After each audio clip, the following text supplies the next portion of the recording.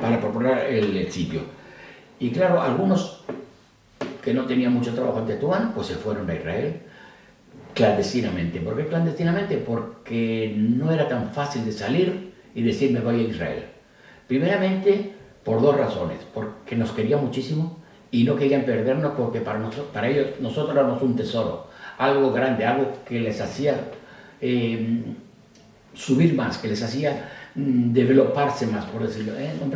Entonces, eso para ellos era muy importante, que los judíos eran doctores, los judíos eran arquitectos, los judíos eran gente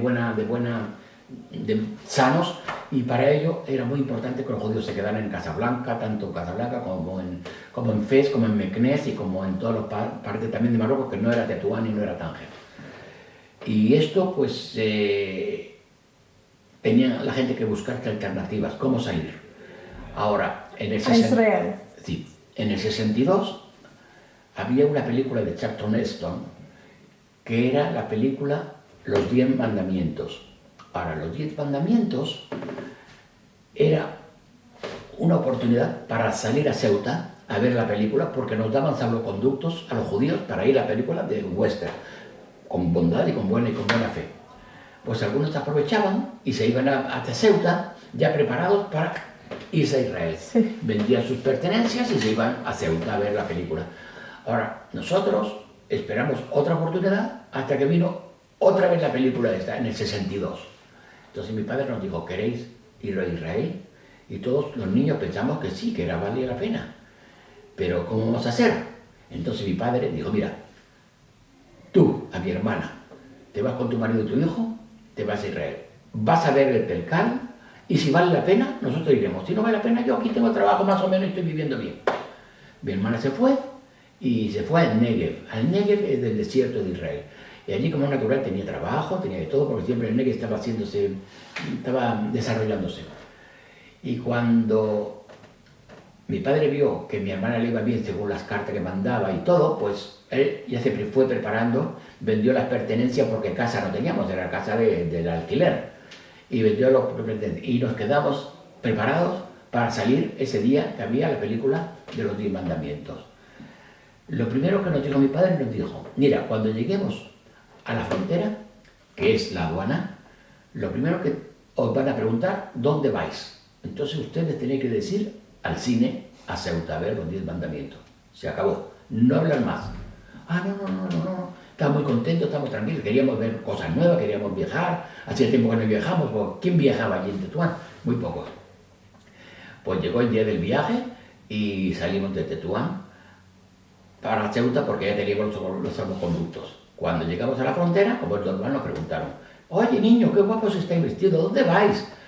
Y todos saltamos, ¡al cine! Pero todos a la vez. Y los moros, los alguaciles, los carabineros se quedaron un poco como, mira qué bien, parece que están orquestados por alguien que los dijo justo. Bueno, pero como ellos sabían que algunos querían irse, no podían retenerlos, porque ellos eran autoridad solamente para aduanas y cosas de fronteras, pero no para retener a una persona por su voluntad. Y claro, pues esa fue la oportunidad nuestra. Llegamos a Ceuta, nos recibió un tal Medina, que era un agente de la Sojnut, y nos llevó para Israel, primeramente en un barco hasta Algeciras,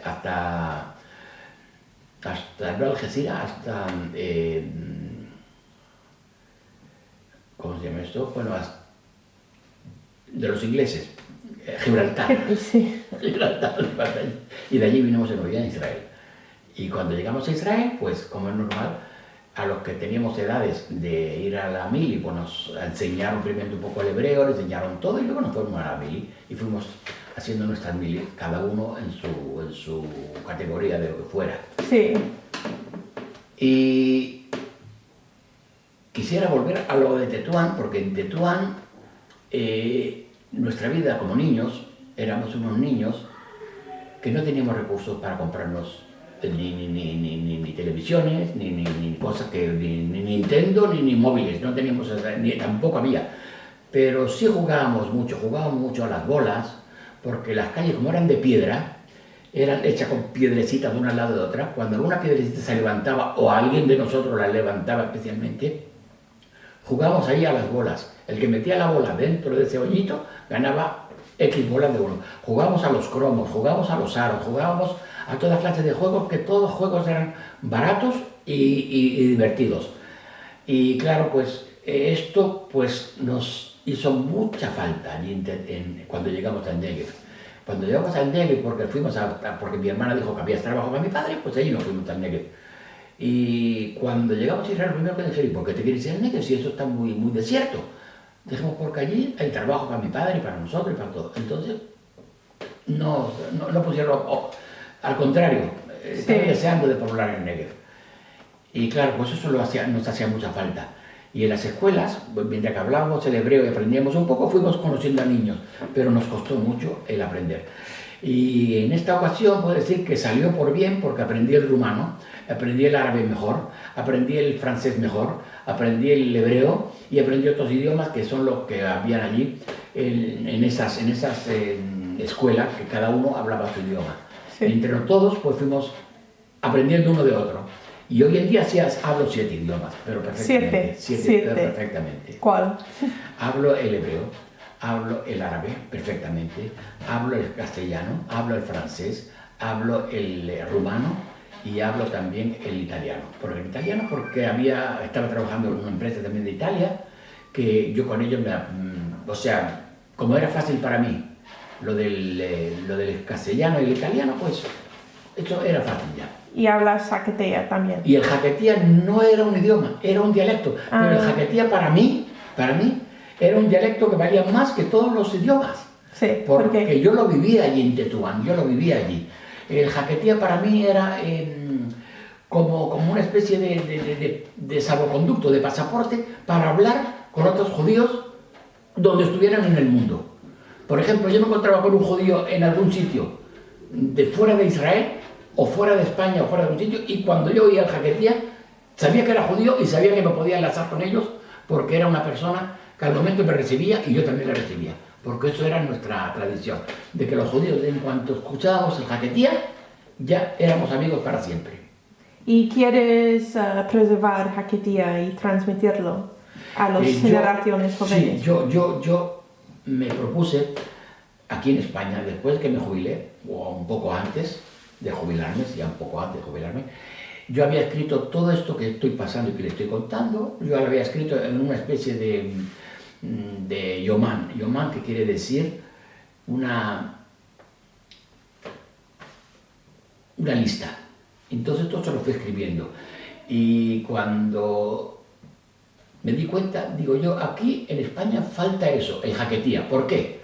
Porque cuando yo iba a alguna sinagoga o a algún sitio donde me encontraba con judíos, veía que casi nadie hablaba jaquetia.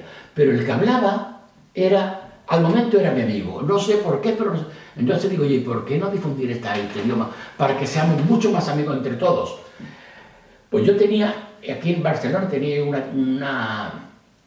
una pizzería, y la pizzería estaba justo enfrente de la Plaza de Toros. Y claro, yo tenía posibilidad de trabajar bien, pero puse un letrero grandísimo donde ponía Medabrim Ivrit, se habla el hebreo. ¿Para qué lo hice eso? Para los judíos que venían de fuera y no sabían cómo comprar las entradas o tenían algún problema o lo que fuera que sea, para los toros, cualquier cosa, yo les ayudaba y parecía como si fuera un consulado, pero no era nadie allí, solamente era una persona que era un voluntario para ayudarlos en todos sus problemas. Y para ello era fantástico. Una vez se acercaron 2 árabes que no eran marroquí, eran árabes, y me dijeron, ¿Shú hada? ¿Yahud? Digo, sí, hada Yahudi. Ah, كويس, muy bien. هون احنا بدنا ناكله الحلال. Digo, sí, halal, cuando quieras. Ah, ante Yahud. No hay problema, dijeron. Si eres judío no hay problema, vamos a comer aquí. ¿Cuándo? Digo, mira, hoy no vas a comer porque hoy en la sopa no puse carne halal, pero mañana o esta tarde os pondré carne halal de todo lo que ustedes queráis. Yo casi nunca no usaba cerdo, pero usaba la carne normal. Entonces, al día siguiente no vinieron 2, como yo pensaba, vinieron 26 personas a comer, porque era todo el grupo porque le dijeron, ahí hay un judío donde venden halal y donde podemos comer tranquilamente y con todas las de Dios. Y efectivamente, y eso me hizo a mí mucho bien porque yo, la verdad que le digo, con eso, yo vendía mucho a los árabes y los árabes me querían mucho porque sabían que no los iba a engañar ni los iba a poner gato por liebre, no sabía seguro. ¿Y hay cosas que te echas de menos de Marruecos? Lo que echo de menos de Marruecos son mis excursiones de la IP. La IP era una especie de unidad para los niños, para ejercer un poco la Tanaj, la religión y también los juegos y también salir un poco de excursión para que los niños veamos un poco lo que es Marruecos y conocer toda la parte esa. Y eso lo echaba mucho de menos porque cuando llegamos allí a las excursiones, pues siempre era conocer a gente nueva de todas partes, de Ifrán, de Casablanca, de todas partes, porque todos los judíos se reunían allí. Si nosotros éramos 20 de Tetuán, pues habían otros 100 o 150 más de todos los pueblecitos de al lado de Tetuán, o de Casablanca, o de la parte de Marruecos. Y había entre 150 y 200 personas que nos reunimos todos, y cada uno tenía ya su campamento hecho, y en el campamento, pues entre todos hacíamos una especie de suka. Suka quiere decir como una bóveda no bóveda, una especie de sombrilla grandísima con palos y con callas, con todo, parecía una suka. Y ahí nos sentábamos para comer todos. Entonces ahí comíamos y de allí nos íbamos a los juegos nuestros que hacíamos siempre en los bosques abiertos y hacíamos nuestros juegos. En las tardes que hacíamos esta clase de juegos, pues nos enseñaban un poquito a cantar el hebreo, nos enseñaban un poco de Tanaj, que es la Biblia, y nos enseñaban también lo que es escribir y leer en hebreo. Porque yo, la verdad, en Tetuán no había escuela. Había escuela para escribir, pero no fui a esa escuela. Yo fui a la escuela de la Alliance, que era para aprender el francés y a mí el castellano. Pero en Tetuán sí había escuelas también para aprender el hebreo, pero yo por casualidad no era de los que me incorporé a esa. Sí. ¿Y volvaste a Marruecos una vez? Yo no voy a Marruecos, pero mis hermanos sí que fueron a Marruecos. Casi todos ya estuvieron en Marruecos, estuvieron en la casa. Estuvieron en la casa donde vivíamos. Y estaban completamente fascinados de ver que todo estaba intacto, aparte algunas cosillas que habían cambiado, por ejemplo, la entrada. La entrada nuestra siempre estaba, el Pesaj estaba muy limpita, porque las calles estaban todas ellas de blanco, todas las paredes de las casas, hablo de fuera, del callejón. Y luego estaba pintado con unas mechas azules, que era como una especie de franja. Y eso quiere decir que los gatos cuando pasaban por allí pues no se meaban por allí, eso ya no pudría la carne ni hacía olores fuertes. Entonces los gatos siempre buscaban otra alternativa donde hacer sus necesidades. Y la entrada, justo cuando era el día de Pesaj, tenía que estar con una lechada que le llamaban. La lechada quiere decir, con almagra la pintaba mi madre, toda ella, la entrada, y 1 metro más para la calle, para que supieran todos los rabbanim y toda la gente, los rabinos, la gente que pasaba por allí, que mi casa estaba limpia y estaba kasher. Eso daba la sensación de que esta señora está todo ya preparada para Pesaj. Eso también lo echo de menos, aunque aquí hacemos también el Pesaj, pero un poco más tradicional, pero no tan estricto. Sí. ¿Y puedes mostrar os las cosas que has traído? Las cosas que traje de Marruecos. Sí. Trajimos varias cosas de Marruecos. Lo que pasa es que como son grandes, yo traje como una especie de... Bueno, por ejemplo, el tipar, le traje el pequeño. El grande no lo puedo traer porque es grandísimo. Traje estos vasos, que son los vasos donde... ¿Hay un patrón en el vaso? Sí, el patrón es la estrella de Marruecos, la estrella marroquí, que eso ya dice que... Y la luna, también que la luna también pertenece a la eso marroquí. Después teníamos esto, que también tengo en casa uno grande, y traje el pequeño. Esto era el Pesaj o las fiestas. La madre ponía encima de la mesa, cuando venían gente, dátiles, nueces, avellanas, toda clase de almendras, toda clase de cosas. La ponían en esto. Esto era solamente para frutos secos. Entonces, la gente que veía eso, lo primero que decía, hay que ver, Mercedes con 10 hijos todavía tiene para comprar dátiles y higos y eso, hay que ver. Pero aquí había lo que le llamamos un ojito, lo pueden ver, que eso era para nuestra tranquilidad era para el mal de ojo, anti-mal de ojo, ¿comprende? Entonces esto también nos salvaba un poquito, esto es lo que pensábamos. Hoy en día ya no creo yo tanto en eso, pero sí pensábamos, y entonces la gente al ver esto ya se callaban, ya no querían nada de discutir, ni querían hablar de lo del mal de ojo. Y en la entrada de la casa, aparte de la mezuzá, teníamos una cosa así, colgada, para que la gente cuando entrara, si hubiera algo que le molestara o que le envidiara, esto le paraba, que era también un antimal de ojos. Sí. ¿Comprende?